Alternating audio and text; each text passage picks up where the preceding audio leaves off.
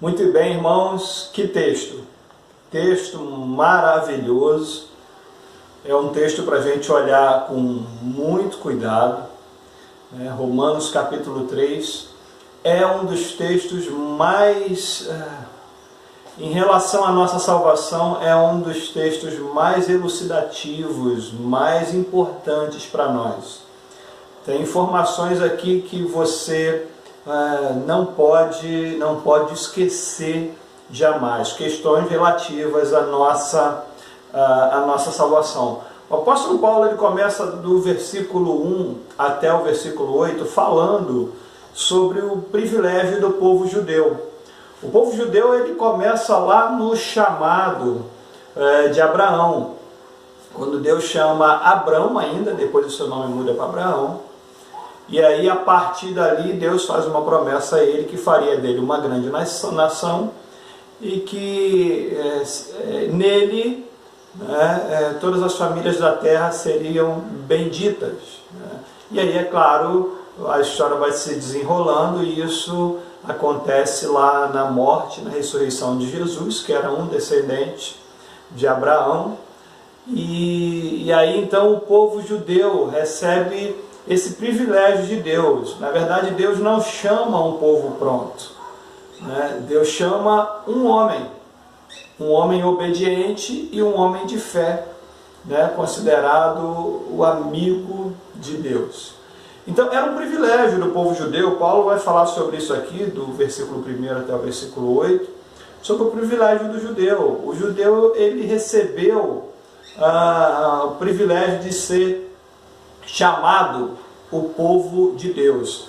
Deus escolheu então um povo para si, e esse povo Deus foi formando, esse povo nasce e ele vai crescendo, e esse é o povo judeu. Deus escolheu o povo judeu para levar a salvação a todas as nações, mas eles cometeram dois pecados.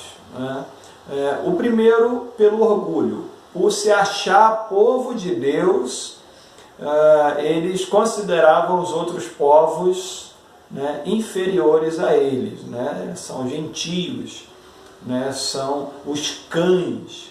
Eles são o povo escolhido e, na verdade, o propósito de Deus não era esse. O propósito de Deus era que eles levassem o Evangelho a todas as nações, não que eles se considerassem orgulhosos. Nós podemos ver isso aí na nossa caminhada como igreja. O camarada se converte, empina o nariz e acha que é melhor do que todas aquelas pessoas que não encontraram Cristo ainda, ou não se renderam a Jesus ainda. Na verdade, ser da igreja é um privilégio, não é para orgulho, é para nós levarmos essa palavra ao mundo também. O que o povo judeu não entendeu, nós como igreja precisamos entender isso. E o segundo pecado, o primeiro do orgulho, de achar que era um povo melhor do que os outros, por ser povo de Deus. O segundo foi ter interpretado a lei de uma forma exterior. Eles eram legalistas, eles cumpriam a lei, mas o coração deles não estava naquilo ali. Tanto que Jesus vai ter problema com o povo mesmo que conhecia a lei, era com os sacerdotes, eram com os príncipes lá de Israel, o povo que conhecia muito a lei. E Jesus vai chamar esses camaradas de sepulcro caiado. Por fora muito bonitos, mas por dentro cheio de podridão, os sepulcros caiados. Então, no versículo 1 até o versículo 8, Paulo vai falar sobre os judeus, vai falar sobre a lei, ele vai falar muito sobre a lei em Romanos. Na verdade, a lei ela não foi escrita para que a gente cumprisse, ela foi escrita para provar que a gente não consegue cumpri-la. Porque se você cumpre a lei, se o homem fosse capaz de cumprir a lei de Moisés, de não cometer ali aqueles pecados e cumprir aquelas 613 ordenanças, ele poderia bater no peito e dizer para Deus: olha, eu cumpri a lei, eu sou santo, eu sou merecedor, né? E aí, é claro, invalidaria a morte de Jesus. Para que Jesus vir, se eu posso alcançar a salvação por meus méritos? Então a lei, ela serviu para isso, não foi para que o homem cumprisse. O homem tentou, e aí ele viu que era impossível cumprir a lei, né? Então a lei, ela serve para provar que a gente não consegue se aproximar de Deus através do cumprimento das ordenanças. Não é. Nós sempre devemos ser obedientes, mas jamais acharmos que nós seremos salvos porque nós conseguimos cumprir a lei. Na verdade, a lei são óculos que foram nos dados para enxergarmos o pecado que há em nós. É através da lei que nós vamos enxergar o quão pecadores nós somos. Então, no capítulo 3, no versículo 1 do capítulo 3 até o versículo 8, ele vai falar sobre a questão do povo judeu, a questão da lei. Do versículo 9 ao versículo 20, ele vai falar, né, sobre a situação da humanidade. Nós estamos aqui no julgamento, então Deus é o juiz e a humanidade está sentada no banco dos réus.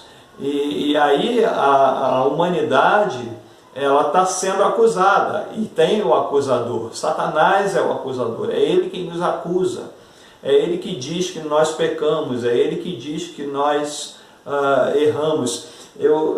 É difícil até explicar uma coisa dessa, mas é a primeira vez que Satanás fala a verdade, quando ele diz que nós somos pecadores, né? É uma questão teológica profunda aí para a gente discutir e pensar. Mas Satanás nos acusa e diz diante de Deus que nós somos pecadores. E o pior de tudo é que ele está certo. Nós, de fato, somos pecadores, e ele diz uma outra verdade. Nós não merecemos a salvação, não merecemos o amor de Deus. E isso também é uma verdade. Nós não merecemos a salvação e não merecemos o amor de Deus. Então nós estamos aqui no julgamento, né? E aí a gente vai ver que o apóstolo Paulo fala sobre a questão do justo e do justificado. Lá no versículo 10, ele vai dizer assim: não há um justo, nenhum sequer. Não há um justo sequer na humanidade. Ninguém pode bater no peito e dizer diante de Deus: eu sou justo. Justo aqui é reto, é correto. Justo aqui quer dizer inocente. Nesse tribunal, ninguém vai poder chegar diante do Senhor e falar: eu sou inocente. Não, isso é impossível. Então, justo significa inocente, significa reto, significa santo, né? E aí, justificado, que é o que nós somos. Paulo vai dizer: não há um justo sequer. E aí depois ele vai dizer que nós somos justificados. Esse termo é um termo muito comum aqui ao longo da caminhada bíblica, né? Nós somos justificados, nós somos considerados justos. Há uma grande diferença entre ser justo e ser considerado justo. Justificado significa que a acusação ela foi retirada. A acusação não tem mais poder, mas não significa que a gente não tenha cometido o crime, o pecado. É como se nós estivéssemos diante do juiz e o juiz falasse para nós: vamos lá, você pecou? E eu diria: sim, eu pequei, eu cometi um crime, o crime do pecado contra Deus. E por que você pecou? E eu vou dizer para ele: eu pequei porque eu sou pecador. O pecado está na minha carne. É impossível eu não pecar. E aí o juiz vira para mim e fala assim: olha, então você não é inocente, você é culpado. E eu digo para ele: sim, eu sou culpado. E aí o juiz volta e me diz: então você está condenado. Verdade. Se não tivesse acontecido o que aconteceu na cruz, eu estaria condenado. Nisso, o nosso advogado, Jesus, ele diz para o juiz, ele errou, ele cometeu crime, ele é pecador, ele merece ser condenado, mas a fiança já foi paga. Eu paguei a fiança dele, eu paguei pelo crime que ele cometeu. Eu lá na cruz derramei o meu sangue para retirar essa acusação sobre ele. Então ele é pecador? É. Mas a partir desse momento ele vai ser absolvido e declarado justo, ainda que seja pecador, ele vai ser declarado inocente. E aí a gente vai lembrar lá de Ezequiel, capítulo 18, no verso 20, que Ezequiel vai dizer, na verdade o Senhor vai dizer para Ezequiel, a alma que pecar, essa morrerá. Qual é a fiança que Jesus pagou? Qual deveria ser a punição por eu ter pecado contra Deus? Por eu viver pecando contra Deus? No caso aqui, o pecado é o pecado da rebeldia, da desobediência, né?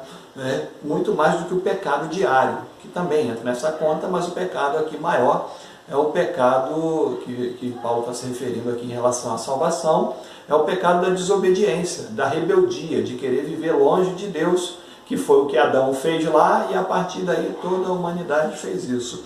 Então qual era o preço? A alma que pecar, essa morrerá, significa que eu deveria morrer. Então, Paulo também vai dizer isso um pouquinho lá na frente, lá em Romanos capítulo 6, nós vamos chegar lá, que a recompensa do pecado é a morte. Então, por pecar, eu deveria morrer. E aí o que acontece? Jesus, ele faz aquilo, ele sofre aquilo que eu deveria sofrer. Então ele é crucificado lá na cruz e ele morre então em meu lugar. Por isso que eu sou, como ele diz aqui, nós somos declarados justos. Aqueles que estão em Cristo são declarados justos. Ele vai dizer no versículo 23, um texto importantíssimo, que todos pecaram e estão afastados da glória de Deus. Lembra do versículo 10? Não há um justo, nenhum sequer. Está todo mundo debaixo do pecado. Não tem um.